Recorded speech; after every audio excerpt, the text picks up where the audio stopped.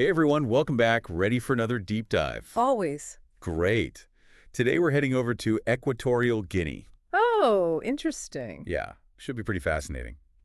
We're going to be looking into a guy named Balthazar Ebang. Okay, I'm not familiar with that name. Yeah, he's someone who's been in the thick of things there for decades. Okay. But, those people probably haven't heard of him. Right. But he's a major player, trust me. Okay, well, I'm intrigued. What kind of sources do we have on him? So we've got these excerpts. They're from a document called Text Cale. It's like a kind of an insider-type report. Interesting. Insider report, huh? Sounds juicy. Yeah, and it really gives you a sense of, like, all the wheeling and dealing that goes on. Okay, so what have we got on this guy, Ngonga Ejo? Well, first off, he's been closely tied to President Obiang. Obiang, yeah. He's been in power forever. Pretty much, since 1979. Wow. So Ngonga Ejo's career has kind of run parallel to his. Exactly. It really makes you think about, like, how power works in a place like Equatorial Guinea. Right. So how did this Ngonga Ejo guy, how did he rise to power? Okay, so let's go back to the beginning. Yeah. He was born in 1942. Okay. And from there, he climbed the political ladder, held a bunch of important positions. Like what? Well, Minister of Youth and Sports, for one. Okay. Then Minister of Forestry Development. Mm. And get this, he even ran the Ministry of Mines and Energy. Whoa, that's a big one. Yes, especially in Equatorial Guinea. Oh, absolutely, with all that oil and gas. Right. I mean, he was basically at the center of the country's wealth. Talk about influence. And that's just the tip of the iceberg. The document, it mentions some controversies, too. Controversies? Yeah, like there are hints about, stuff related to human rights and transparency. Oh, okay, that's never good. No, not at all. It makes you wonder about the whole situation there. Yeah, so we've got this powerful figure, but also some potential red flags. What's the document say about how he built his power base? Okay, so Text Cale, it lays out 5 key relationships that have been essential to his success. 5. All right, let's hear them. Well, first and foremost, there's President Obiang. Right, we talked about that decades-long alliance. Yep, it's where his power really comes from. Makes sense. Okay, what's next? Next, we've got the Democratic Party of Equatorial Guinea. PDGE, right, the ruling party. Exactly. And Ngonga Ejo, he's a key figure in it. So he's right in the heart of the decision-making process. Absolutely. Talk about shaping the future of a country. What else? What about the military? Yeah, so the document also mentions a connection there with the armed forces and security apparatus. Well, in a country that's been under one party for so long, controlling those institutions is huge. Right. So keeping things in check, maintaining order. Yeah. So even though the document doesn't give us specifics about what he did with the military, it seems pretty clear he had some influence there just by being close to the president. Makes you think, huh? All right, so we've got the president, the party, the military. Who else? Well, given his time in charge of those oil and gas ministries, I bet he's got some strong ties to the business world, too. You nailed it. It mentions his connections with economic and business circles, both local and international. Yeah, that makes sense. Prime position to build those relationships. He was dealing with the big players in the oil and gas industry. The folks who really hold the purse strings. Right, exactly. And then there's one more piece to this whole puzzle. Okay, lay it on me. This one's kind of surprising. The document talks about Ngonga Ejo's close relationships with people in President Obiang's inner circle. Inner circle, huh? Yeah, and I don't just mean advisors or political allies. We're talking family. Whoa, like who? Well, it specifically mentions the president's son, Teodoro Nguema Obiang Mage. Wait, the vice president? He's tight with the vice president, too. That's what it says. So it's not just about being close to the president. It's about being embedded in the family, in the, inner sanctum of power. Okay, now that is some serious access.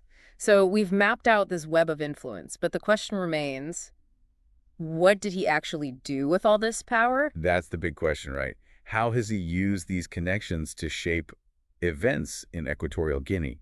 And what does it all mean for his legacy?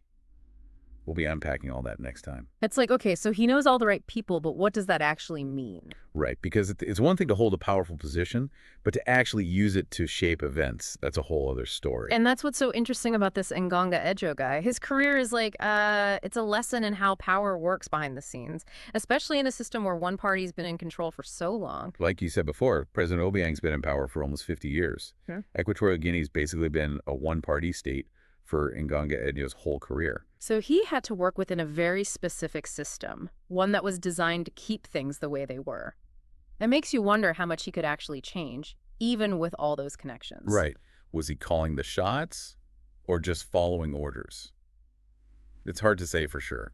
I mean, he definitely achieved some things. He rose through the ranks, held important positions, built a network of powerful allies, and the document even mentions him modernizing parts of the economy. Yeah, text Kali talks about that. But then there's the other side of the story, the controversies, the rumors about corruption and human rights issues. The stuff we talked about before. Yeah, it's like we're missing some pieces of the puzzle. We don't really know the full story. It makes you wonder what's really going on behind the scenes. And that's where you, the listener, come in.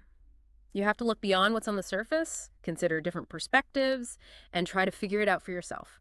There's no easy answer here. Nganga Edjo is a complicated guy, working within a complicated system. So how can we even start to understand this whole web of power and influence? Well, I think we have to look at the decisions he made. For example, what did he do when he was Minister of Mines and Energy? How did he deal with all the different groups involved? The government, the oil companies, the people of Equatorial Guinea. It's a tough balancing act. Especially because there's a lot of evidence that all that oil money hasn't really benefited ordinary people. Yeah, a lot of it seems to have disappeared because of corruption. Exactly. So where does Nganga Edjo fit into that? Did he try to help people with his position, or was he more focused on keeping himself and his allies in power and getting rich? It's a good question. And this is where those controversies in Text Kali become really important. Even though it doesn't give us details, it's pretty easy to find stories about corruption and human rights problems in Equatorial Guinea's oil industry. Reports of shady deals, government officials enriching themselves while people struggle to get by. Right. So even if we can't directly connect Nganga Edjo to anything specific, we have to consider the environment he was working in. He was a major player in a system that's known for being corrupt and not caring about human rights. So it's not just about his individual actions, it's about the whole system. Exactly. The one-party rule, the way power is concentrated at the top, the fact that people can get away with breaking the rules.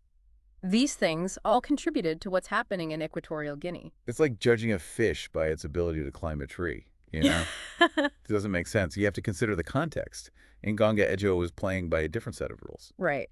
And that's not to say that we should excuse anything he might have done wrong, but it does help us see how complex it all is. Power is never simple. And it really makes you think, what would it take to actually change things in a country like Equatorial Guinea? If you were in Nganga Edjo's shoes, what would you do? Would you try to work within the system? Or would you risk it all to try to change things completely? It's a tough call. No easy answers. But these are the kinds of questions we need to ask if we want to understand how power works and how we can make the world fairer. Because this isn't just about one man or one country. This is about power dynamics that happen everywhere. It's about the struggle between those who have power and those who want to change things. It's about the choices we all make when we see corruption and injustice. And it's about realizing that even in systems that seem impossible to change, individuals can still make a difference. Whether it's for good or bad, well, that's up for debate. And that's why this whole deep dive is so interesting. We're not here to give you all the answers. We're here to give you the information and the critical thinking skills to figure things out on your own. So, as we move on to the last part of our deep dives, keep those questions in mind. Because the story of Balthazar and Nganga Edjo Ebang isn't just about the past. It's about the present and the future of Equatorial Guinea.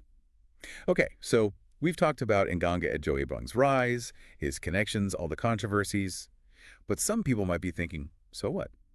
This is all happening in, like, some other country across the world. Why should I care? Right, and that's a fair question.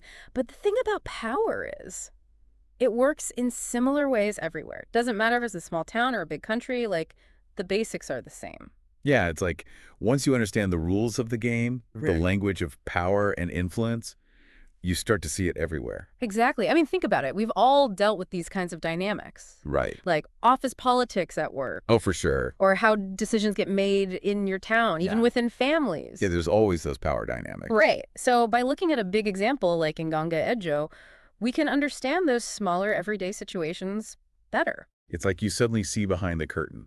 You realize things aren't always what they seem. Right. There might be hidden motives, secret deals, all sorts of things going on that you don't see at first. So by studying this one case, we're actually learning about how power works in general. And how people try to use it, for good or bad. We see ambition, loyalty, we see how people try to get ahead, even when the system's stacked against them. Yeah, it makes you think about all the choices people make and how those choices can have big consequences. Exactly, it's like a game of chess. Ooh, I like that analogy. Right. You gotta think ahead, plan your moves, try to figure out what your opponent's gonna do. And know when to be bold and when to hold back. Yep. And it seems like Nganga Edjo, based on what we've seen in Texcali, he's pretty good at that game. Yeah, it seems like he is. But even the best players can get caught off guard. Especially in a place like Equatorial Guinea where things are changing. Right, there's more and more pressure for them to change how they do things. People want more say in their government. And the world's watching. So will Nganga Edjo change with the times? Will he try to hold on to power, or could he actually be a force for good? Yeah, that's the big question. And honestly, we don't have the answer. But we can make some educated guesses based on what we've learned. Yeah, based on his history, his connections, and what's happening in Equatorial Guinea right now. Exactly. And this is where you come in, listener. What do you think? Based on everything you've heard in this deep dive, what's Nganga Edjo going to do? There's no right or wrong answer here. It's about looking at the evidence and making your own judgment. And that's the whole point, really. We don't want to tell you what to think. We just want to give you the information and the tools so you can think for yourself. Because that's what helps us understand the world and make it better. Right. Engaging with these ideas, talking about them, thinking critically, that's how we make a difference. So as we wrap things up, we want you to think about this. Given everything Nganga Edjo's done, all the things he's been involved in, what do you think his legacy will be? Will he be a symbol of the old way of doing things? Or could he become someone who actually helps bring about change? It's something to think about. It really is. And we hope this deep dive has given you a new perspective on Equatorial Guinea and on how power works in general. Because the world of politics is never simple, but it is always fascinating. And who knows? Maybe you'll be the one to uncover the next hidden story, the next unexpected connection that helps us understand it all. And we'll be here to talk about it. Thanks for listening. See you next time.